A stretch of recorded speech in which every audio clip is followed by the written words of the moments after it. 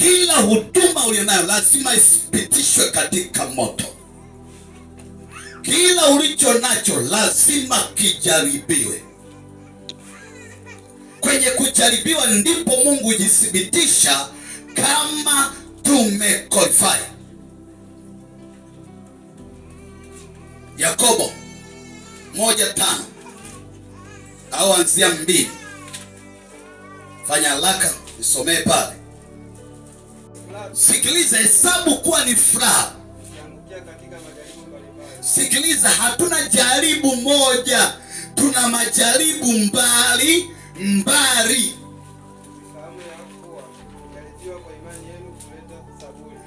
Anasema tunapojaribiwa tunaleta saburi, manake uvumilivu. Saburi na iwe na kazi kamilifu. Saburi ile kusubiria, ile hali ya kuendelea kusubiria inautengeneza moyo na kuwa na kazi timilifu ya nini? Yani kumbe ile hali ya kuendelea kung'ang'ana ni kijana binti hujaolewa, alafu nasikia tamaa inawaka ndani ya mwili wako, wakati huo unaendelea na Yesu wako. Asubuhi unasikia kanakwambia mtafute Juma, mwingine anakwambia mtafute Abdalla, mwingine anakwambia mtafute Ana, mwingine anafuta mtafute Anita. Sikiliza, wakati unajaribiwa vile lazima uendelee kupambana ili kuonyesha imani. Amen. Katika kuvumilia kule kuna kufanya Mungu akukubali. Amen. Amen. Katika kujaribiwa kuna kufanya Mungu aone kwamba hii sasa ni jamaa. Amen.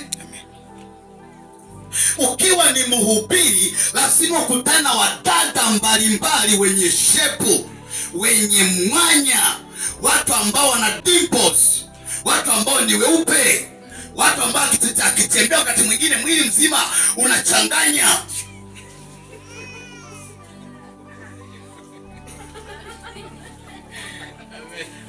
Amen. Wakati huo unaletewa pale umuombe. Mungu anaangalia kule mbinguni. Bwana pesa sana.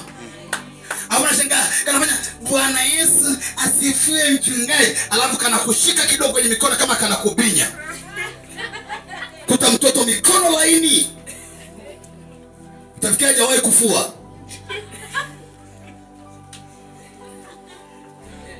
Utafikia na kanaga tunga wa chapati na nini keki. Unajua ni vitu laini Bwana pesa sana.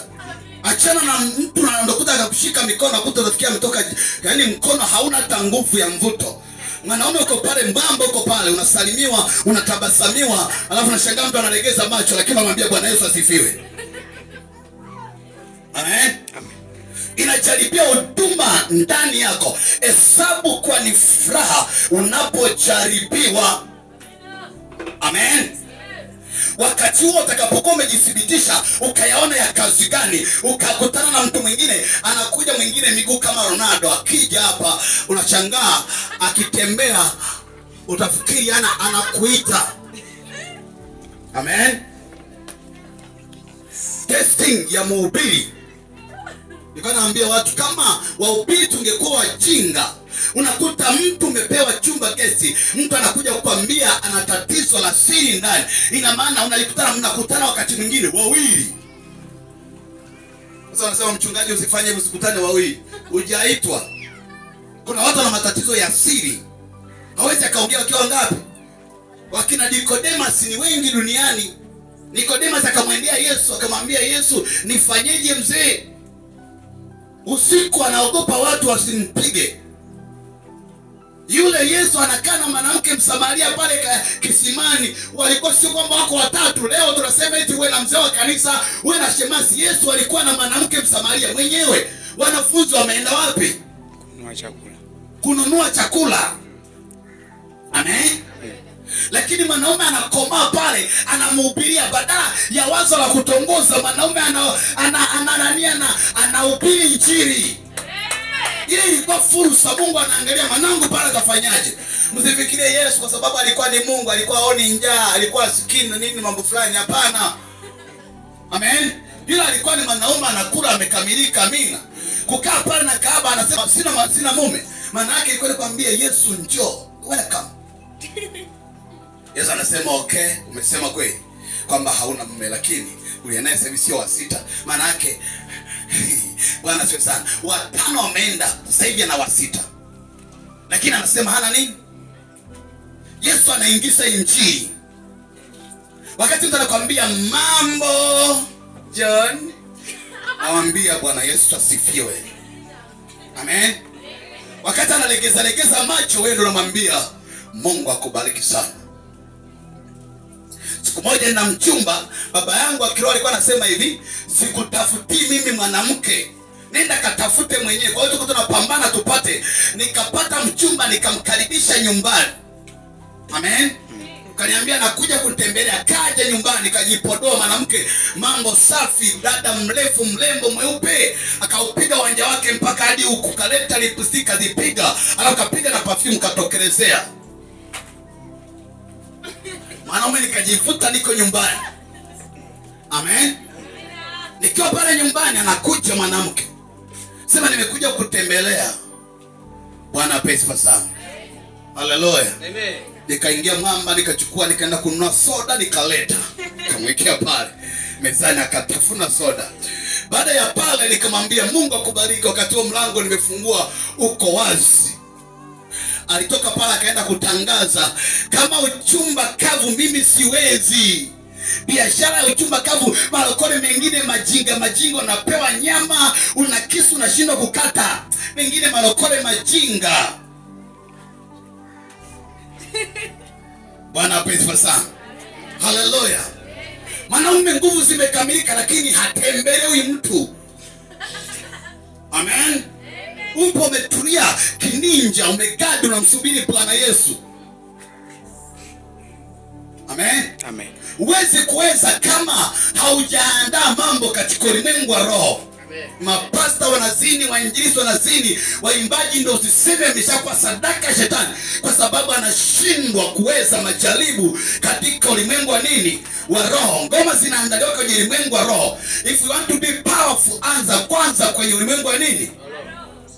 Unataka kuwa jasiri, anza kwenye ulimwengu wa roho. Unataka kukomesha maneno hata ya jirani yako anayekuuzi, anza kwenye ulimwengu wa nini? Mwanaume nilikuwa nimeshaweza kwenye ulimwengu wa roho. Kuna kipindi nimepiga maombi, nimeomba, nimefurika, Roho Mtakatifu amenijaa mpaka nahisi kumgusa mwanamke. Mimi ni padri.